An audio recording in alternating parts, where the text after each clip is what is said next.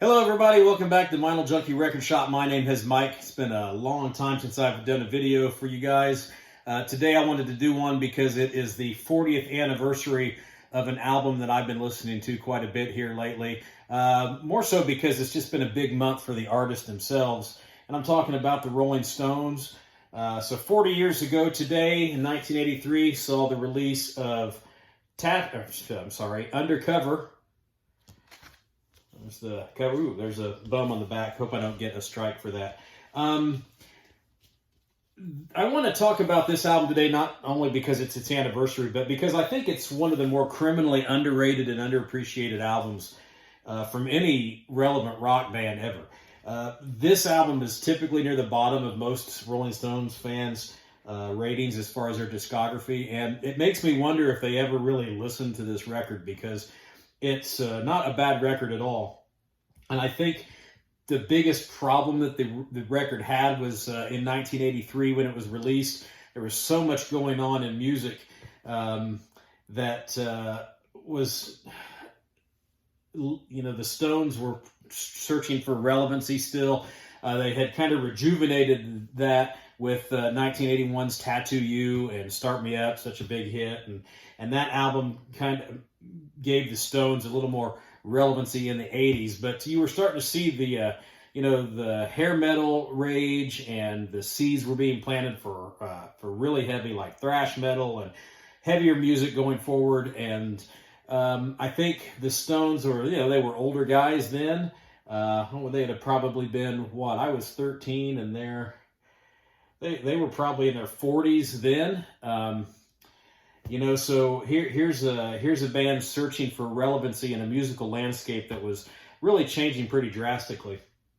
And I think that this is just a really good example of a hard rocking Rolling Stones record.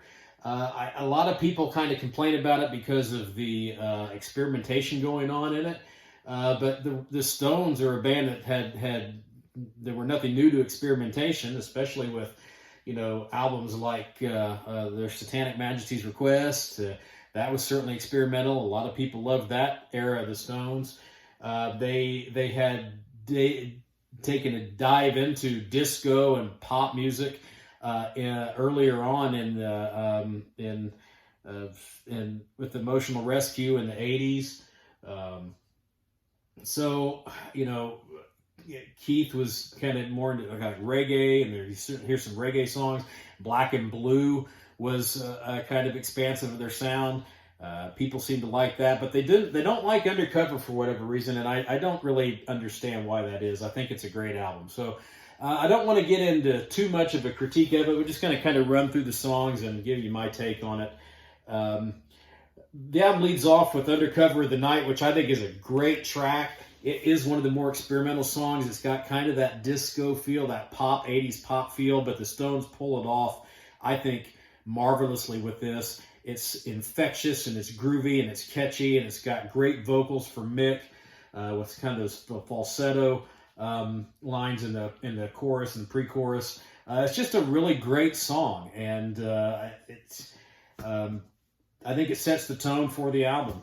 It's followed up with She Was Hot, which is a traditional Stones rocker. Got some great licks, dirty bluesy rock licks, that Rolling Stones guitar sound that they really kind of, I think, defined in the late 70s and going forward. That sound that every rock and roll band today owes a bit of gratitude to, and they all have that Stones feel and vibe, and this song has it. Followed up with Tie You Up, another song that's got a really good infectious rhythm and beat. Kind of has really a really good rhythm section here from Bill Wyman's bass lines on this song are really good, and it kind of has that poppy kind of 80s pop feel underneath the more bluesy rock riffs and licks. Again, some searing guitar licks and riffs throughout this album, delivered in these first three tracks. We then get the Keith Richards song "Wanna Hold You." Not my favorite song on the album. It's not a terrible song, but it's just, I don't know, it doesn't hold my interest all that well. And Keith's vocals have never been, I've just not been a huge fan of most of the songs that Keith sings on. Anyway, the side one closes with Feel On Baby, which is the straight out reggae song. Again, not my favorite tune. I don't really want to hear the Stones play reggae, but it's not terrible. But that's, I think, the most experimental song, or the most left fieldish kind of song on the record. Which again is no surprise, because the Stones have been dabbling in that in the last previous releases before that. Side 2 opens up with another song. It's kind of a weird song, but it works with Too Much Blood. It's oddly kind of poppy, little bit disco feeling, and Mick raps on it more than he sings, but the lyrical content is kind of disturbing. What makes it more disturbing is that most of it's based upon true events. Where this guy hacked his girlfriend's head off and left it in his refrigerator, and it's, and Mick sings the line, "The truth is stranger than fiction," which is so true. But it's just kind of it's an interesting but odd tune, and it's different, but it's an interesting listen. That's followed with Pretty Beat Up. Now, I really like this song, it's Pretty Beat Up. It's a little repetitive, but it's got a really great groove and feel, kind of a funk vibe. And the highlight to me is the David Sanborn alto sax solo in it, which just David Sanborn doing what David Sanborn does, which is kick ass on the saxophone. Then we get Too Tough, which is probably my favorite song on the album. A bit of a throwback to the Satisfaction riff. But the Stones really hadn't done a whole lot of that until you have the Start Me Up riff, which is kind of iconic. You hadn't heard a whole lot of Stones songs that sounded like some of their more classic era songs. But the Too Tough is just a really great hard rocking tune. Good riffs, great guitar work, good vocals. It's a Rolling Stones song, and even if it's kind of repetitive and not overly original, I think it's proof this album specifically, if this is the Stones' worst album, then the Stones at their worst is better than so many bands out there at their best.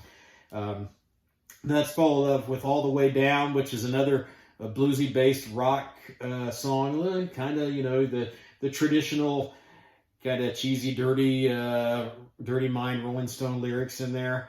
But a really good, solid rock tune. And then the album closes with It Must Be Hell, which is another, I think, great, solid rock song. It's got a great rhythm. It's got good push. It builds to the end. It has a lot of excitement and energy. And the album overall, I think it's really kind of I think it's a compelling listen. I don't understand why it's fallen at the bottom of most Stones fans' list when it comes to ranking their records. I probably, in all honesty, I would probably listen to Undercover a little more than I even would Tattoo You. Maybe the songs on Tattoo You are a little more memorable.